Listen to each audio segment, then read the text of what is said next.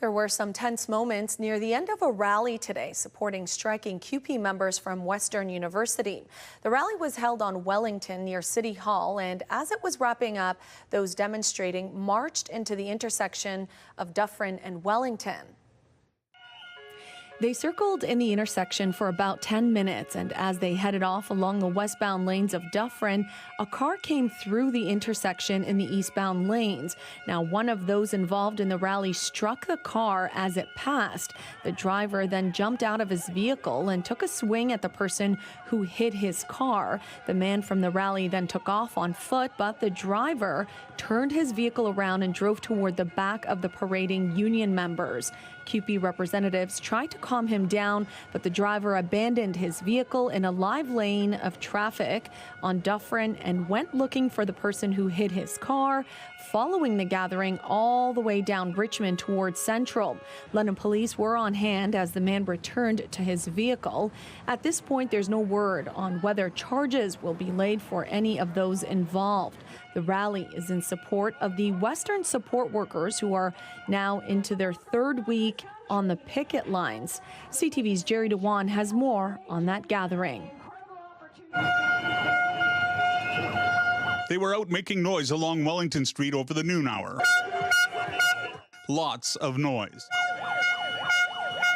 The rally was in support of striking CUPE Local 2361 members who are now entering their third week on the picket line. The union represents groundkeepers, caretakers, and tradespeople at the university, with university leadership coming under fire. It's clear that they have no respect for workers, and when they don't respect us, what do? We shut it down. Along with Ontario Federation of Labour President Laura Walton, those gathered heard from Candace Remnick, the number 2 person in CUPE's national office, with CUPE being the largest union in the country. You will never be alone. You will have the support and the backing of 750,000 members from all across this country, and we will have your back for as long as it takes. Solidarity, my friends. Labour leaders also continued to be critical of the university for using replacement workers, and they say the students are the ones who are suffering. We know that the students here, they are definitely witnessing the consequences of neglect firsthand. And we want to be clear that the situation is not sustainable. University leadership continues to stress that their most recent offer includes 5% yearly pay raises over the course of a 4-year deal. They say that will bring CUPE 2361 members in line with other universities.